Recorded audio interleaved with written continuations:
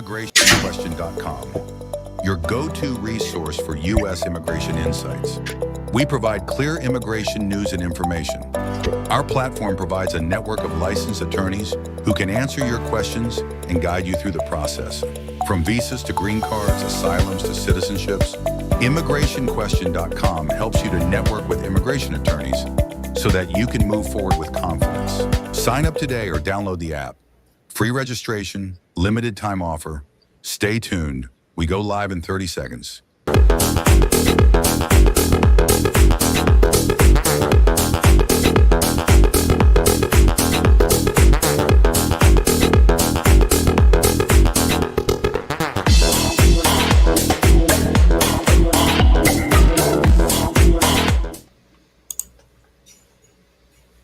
Hello, everyone, and welcome to today's live webinar brought to you by immigrationquestion.com, a networking platform and meeting ground where individuals, families, and licensed immigration attorneys engage, learn, and exchange insights on U.S. immigration developments. My name is Nikita Bahadur, and I'll be your host for today's important session, Understanding the New Immigration Fees, what EOIR and USCIS changes mean for you. In 2025, the U.S. Citizenship and Immigration Services and the Executive Office of Immigration Review introduced major fee adjustments that affect a wide range of immigration filings, from green card applications and work permits to court filings and appeals. These updates have left many immigrants, families, and employers wondering how to plan financially, when to apply, and what these new costs truly mean for their cases. To help us unpack these complex updates, we're joined by attorney Laura Mahabir, a licensed immigration attorney whose work focuses on helping individuals and families navigate immigration law with clarity and confidence. Attorney Mahabir, welcome and thank you for joining us today. Thank you so much, Nikita, for your introduction, and thank you for having me. It's very nice to speak with everybody today. Can you guys hear me? I just want to make sure. Yes. Before we begin, a quick but essential reminder, immigrationquestion.com is not a law firm and does not provide legal advice, guidance, or representation. This platform serves as a meeting ground where individuals and organizations can learn about immigration topics, ask their immigration questions free, and engage with licensed attorneys who participate independently. To our viewers, it's about to get very interesting. Grab your notepads, pens, and share your link with your friends. If you have not subscribed, now is the right time to do so. Just click on the subscribe button and you're all set. Now let's dive right in. Attorney Mahabir, could you break down the recent USCIS and EOIR fee changes? What categories of applications are most effective, and when do these new fees officially take effect? So, there's been a bunch of new fees, as Nikita said, and I know I'll start from the beginning. So, there is now a $100 fee for your initial asylum application filing. And these are the ones that are being most affected, in my opinion, because it's individuals who already have asylum applications pending with the immigration court. If your asylum case is pending with the USCIS, they're going to send you a letter, and in that letter, they're going to tell you when you have to pay the fee. It's usually within 30 days after you receive the notice from USCIS. So make sure to follow up. If you're with USCIS, check your case status on the USCIS website, and it'll tell you if the fee notice was sent to you. It has all of the instructions. And for if your case is with EOIR, even if your application was filed before this deadline, everybody has to pay that initial filing fee now. But the thing is, EOIR has not issued any really type of guidance about this of when the payment has to be filed. Right now, we're working on their notion that it should be filed if you have a master calendar hearing or if you have an individual hearing We are recommending that everybody file it at least 30 days before that hearing to make sure that the immigration judge and the Department of Homeland Security have copies of that, because what we're seeing now is, and I'm sure people are not familiar, but there's now this notion where a 589 application can get pre-terminated. Pre-terminated means that the application is being deemed waived or abandoned if the I-589 is not filled out completely. And that means every single question that is applicable to you needs to be filled out to the best of your knowledge and needs to be submitted with a statement and your identification documents from your home country. This is very important that this gets done, because when otherwise on master calendar hearings, even before they were basically preliminary hearings set at individual dates, the Department of Homeland Security are moving to terminate those applications. So when you have a hearing with the immigration court, make sure that you're submitting at least 30 days before a full and complete 589 application, your statement, your a copy of the fee receipt, and your identification documents from your home country, which includes your birth certificate, a passport if you have it, and anything like that. These fees have already taken effect. They weren't released, they were public. It was supposed to take effect since July of this year. However, it's now been in effect since on September 30th. EOIR created a new payment portal to make these payments. And the individuals who are getting most affected are those who already have cases pending with the asylum court. So make sure, like I said, when before you have a hearing, individual or master, a full and complete 589, your statement, your identification documents, and the fee receipt. At minimum, if you can get all of your other documents, your affidavits from your home country, your medical records, and even your country conditions evidence, we recommend that you submit those also for your master calendars to avoid pre-termination, because now there is another type of pre-termination under another case law that is HAAV that only recently came out in July, that says if the evidence viewed in light most favorable to the applicant doesn't show eligibility for asylum on its face, then the cases can be pre-terminated. So we are also recommending all evidence be submitted before the master calendar hearing. Thank you. So many families or many applicants are concerned about how these increased costs will impact their ability to apply for immigration benefits. From your perspective, how should families and individuals plan financially for these new fees? So I know for not USCIS, but I know, and actually I forgot to mention something else about the fees. So if your case is denied at the immigration court and you'd like to appeal it, it's now I think $1,045 or $1,010 to do that appeal. That's also very important. Before it was $110. And if you're appealing the decision of the judge of in the immigration court, like if you're doing a motion to reconsider or reopen, that's now $1,045. It was free before. So that's also important. And if your case is administratively closed with the immigration court, you still need to pay that initial 589 fee. So you still need to pay the fee and keep record of it. And I know USCIS has also increased their fees for the work permits. There's now an initial filing fee, and there's also a higher fee for the renewal. So please, when you're filing your 5 years work permit applications, go on the USCIS fee schedule website and make sure that you're paying the updated fee and the one that applies for you. And I know USCIS, or I'm not sure if USCIS, but I know the court also charges an increased fee for if you want to adjust your status with the immigration court. So please pay attention to the fees. Go on USCIS, the fee schedule, and it will tell you how much you have to pay. And if your case, like let's say you are the lead applicant and you have your wife and your children or somebody who's included in your application, you have to pay $100 for each A number, for each 589. So each person has to pay that $100.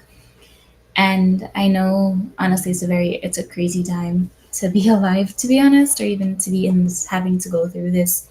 I know it's very hard for people to afford the fees, but unfortunately, the asylum fee, the initial fee, is not waivable. And it's something that everybody's going to have to just prepare to pay for. As much as it sucks, I know it's a very hard thing to even say to somebody, just you have to suck it up and pay the fee, but it's a non-waivable fee. And this consequences or pre-termination of your asylum application, and you can be ordered removed. You also have to pay that fee. You also have to continue to pay the fee every single year, like on the anniversary that you've paid it. The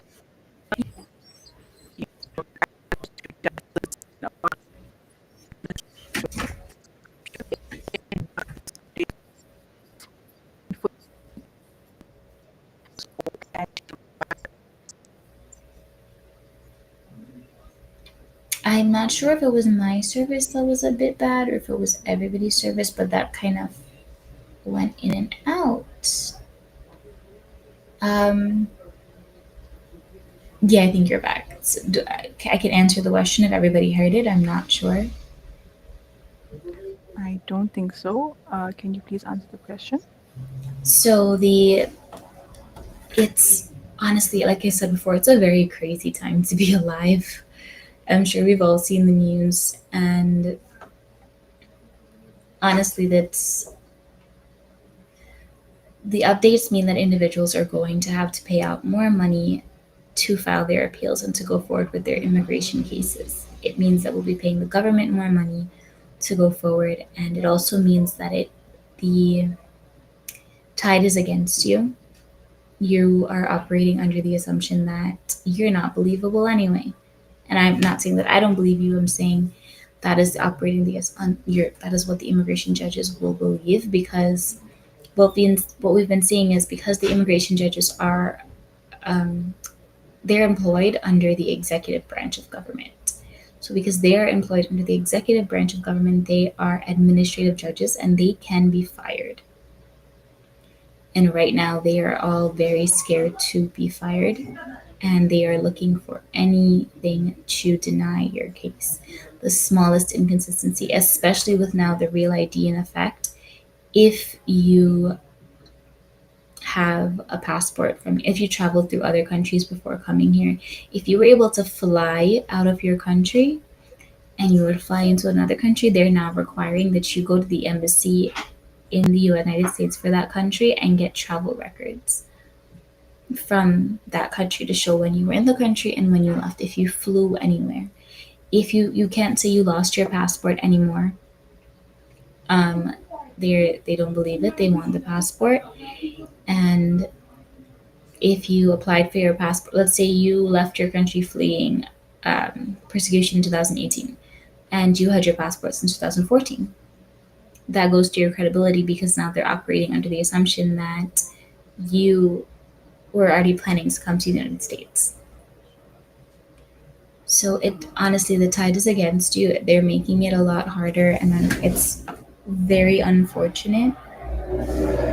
But we just have to do our best to get through the next 3 years and try to and just follow the rules, follow the regulations. If the judges are giving you an order, if they're asking you to file something, make sure to file it in that time, way before the deadline.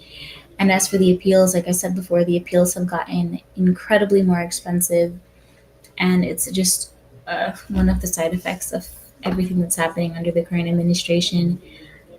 Um, I think Nikita has lost service again, but yeah, that's really about it. I know it sucks that I'm telling you that you basically have to pay the fees, but we just have to do our best to get through the next 3 years.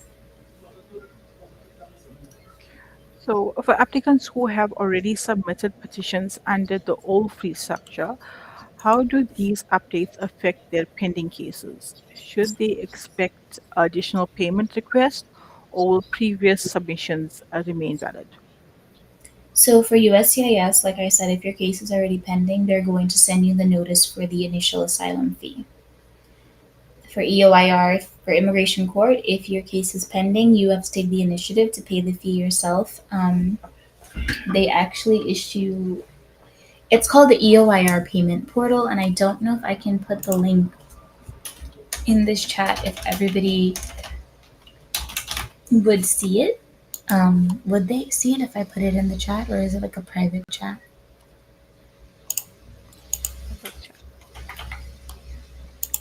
I see an option for chats. it says oh, messages from the audience will display here. Um, Nikita, if I send you the link, maybe you can put it in the chat. So I'll send We Nikita. can drop it in the chat. Yes. So I send the link to Nikita. You have to go on this website. Basically, you put in your A number. When they ask for the filing fee type, you're going to select from a drop down menu, and it's the Court I-589 application for asylum initial fee. So you're going to be filing, and you pay the fee, you put in your card information. And if they don't automatically give you the fee, do not pay the fee again. There is another tab on that website that says receipts. Um, so what we're seeing is sometimes when respond clients are paying the fees, they won't give them the EOIR tracking number, which you need to get the receipts. So what you would have to do is just go back to the payments, put in your A number, try to pay again, and it'll tell you that you already made this payment, and it gives you the tracking number where you can now go under receipts and get that receipt of your first payment. So you should definitely please follow that. It's instructions directly from the immigration court. I picked up the paper when I was there.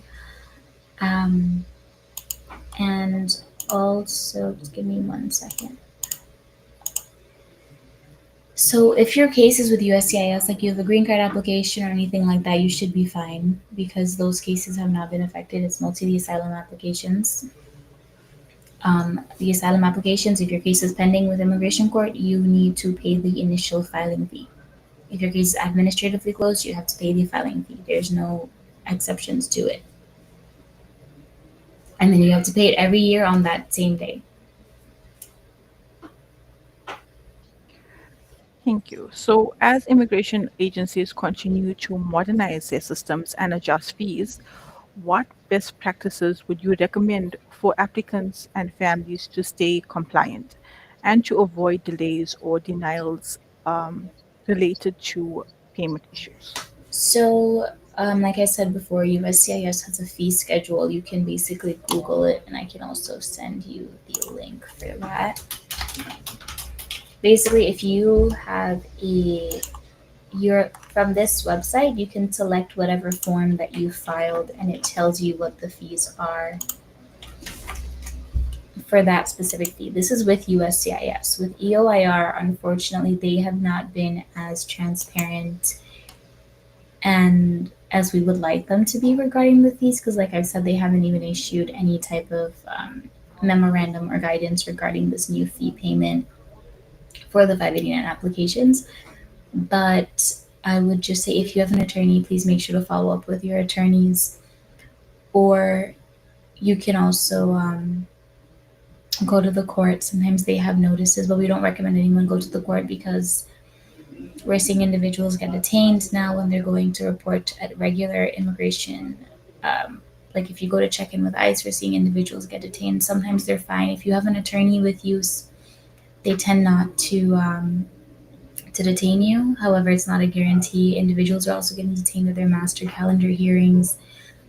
So it's very important. If you are in immigration proceedings right now, you need to get an attorney. And I'm not just speaking about me, I'm just saying it in general. You need to find an attorney, especially one that is fluent in your language and will be able to represent you to the best of their ability, because immigration court is not being as transparent as we would like them to be with the new requirements and what they want. And every day there is a new case law from the Board of Immigration's Appeal with the Second Circuit putting forth new rules for these asylum applications. So please, if you take away one thing from this, get an attorney. I know it might be a lot of money, even if it's a nonprofit or just someone that can help you and advise you through this entire proceedings, because it's gotten very complicated very quickly. Thank you. To everyone joining us live on Facebook, YouTube, LinkedIn, and other platforms, thank you for being part of this essential conversation. Whether you're an H-1B professional navigating uncertainty or an employer seeking clarity, this discussion is about awareness, preparation, and informed decision making. Suppose this is your first time joining us, welcome. ImmigrationQuestion.com is a networking platform where immigrants, families, and employers can ask immigration related questions for free. and engage directly with licensed immigration attorneys. You can participate in any language, and many users may also qualify for a free confidential consultation. We're also proud to share that immigrationquestion.com is now BBB accredited, a recognition of our ongoing commitment, transparency, accountability, and service to immigrant and business communities across the United States. Attorney Bali Mahabir, as an immigration attorney who represents clients across a wide range of immigration matters, what are your thoughts on how a platform like immigrationquestion.com is helping immigrants and attorneys network effectively? I think it's a really helpful platform, especially for individuals who don't already have representation, because, like I said, in this day and age, under the current administration, things have rapidly changed. And I'm speaking from September to now, things have rapidly changed because there's new case law, there's new things every single day. And I think it's really helpful that you guys are doing this to just keep everyone up to date, especially those who are not represented or those who don't speak English. Thank you for that perspective, Attorney Bali Mahabir.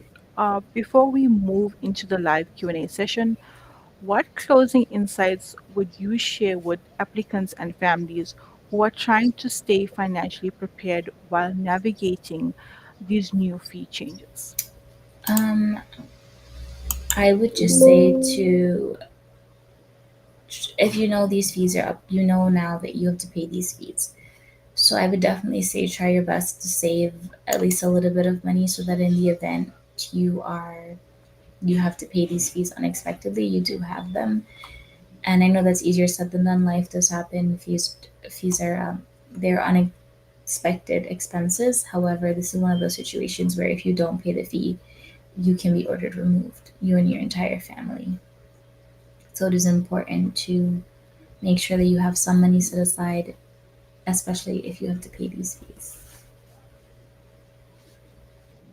If you're just joining us now, we have been in an insightful conversation with attorney Laura Bali Mahabir on the topic Understanding the New Immigration Fees, what EOIR and USCIS changes mean for you. We're now opening the floor for our live Q&A session. This is your chance to ask questions directly to a licensed immigration attorney. You can drop your questions in the chat or call us live at 516-703-3483, and we'll address as many as possible during the segment.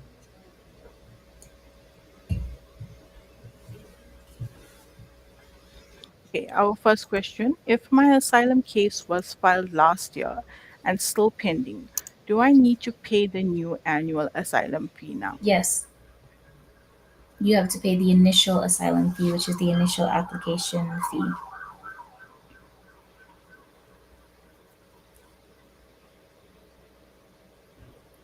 Okay, our next question is, I heard USCIS will reject forms without new fees.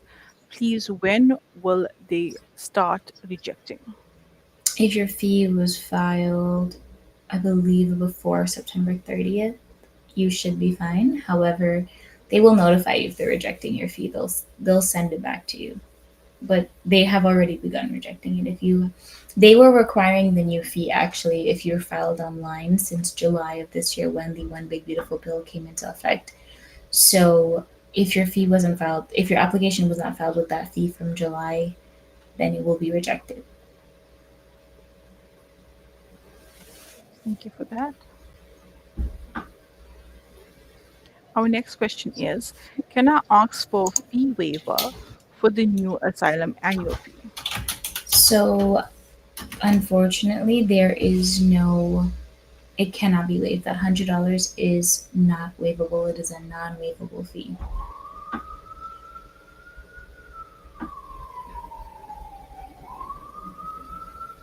Okay, our next question is, since immigration court now charges fees, what if I cannot pay the cost for a motion or appeal? Unfortunately, The tide is, like I said, the tide is not in your favor because right now a lot of the fees they're not waivable. So unfortunately, you might just have to prepare to pay the fee. If not, you would have to accept the. You can request a fee waiver with the Form E26A. However, you would have to put an in-depth amount of like information about your income and why you're unable to pay for it, and all of that. And it's not even a guarantee that this fee will be waived. So if you're going forward with the fee waiver, I do recommend you get an attorney. Okay, thank you for that, Attorney Laura Mahabir. Our next question is, if I send the wrong fee by mistake, will USCIS just ask for more money or will they reject my They will application? reject the fee. They will reject the application and send you back the check.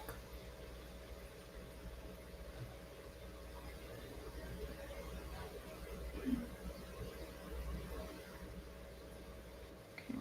Our next question is, please, this is there a place I can check the new fee before I file my form so I don't make a mistake? So USCIS, like I said, I sent Nikita the link for the fee schedule with USCIS. You can just go on that website and you can put in the application that you're filing, and it tells you very detailed. It tells you very detailed information about what fee you have to file.